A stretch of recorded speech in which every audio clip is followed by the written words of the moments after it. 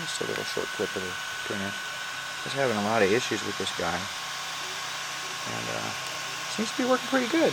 You know, we got infill going on there. We got a print head moving around. You know, it's doing its thing.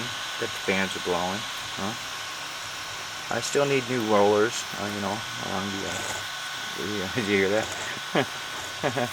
You know, huh? But I've replaced a lot on it. Actually, this is not the normal extruder that I run. You know, the filament motor. I usually run. Well, actually, I was running this one right here. This nice dual feed, dual gear. Not dual feed, but dual gear. But I was having issues, and I thought it was this, so I went ahead and got the aluminum. You know, one. This is the CR10 style. I thought the problems were with the gears, you know.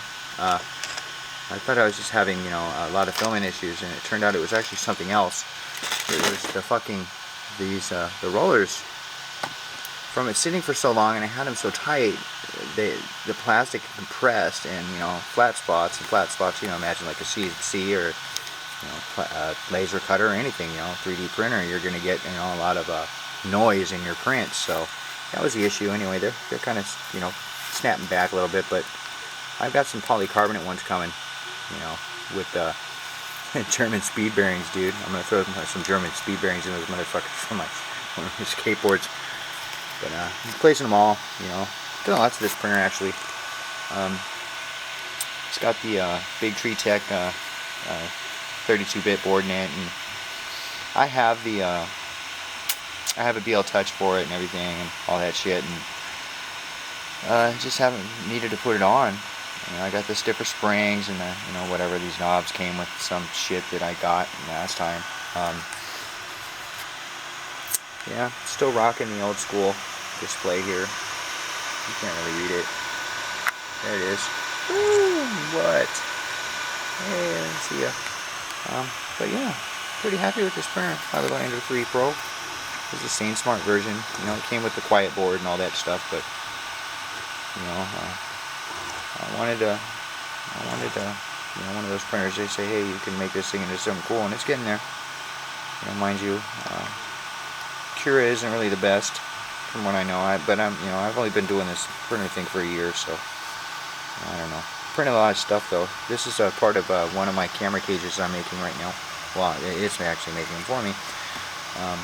I printed some grips and handles and 4 or 5 toolboxes worth of organization. You know, not to drop names or anything, but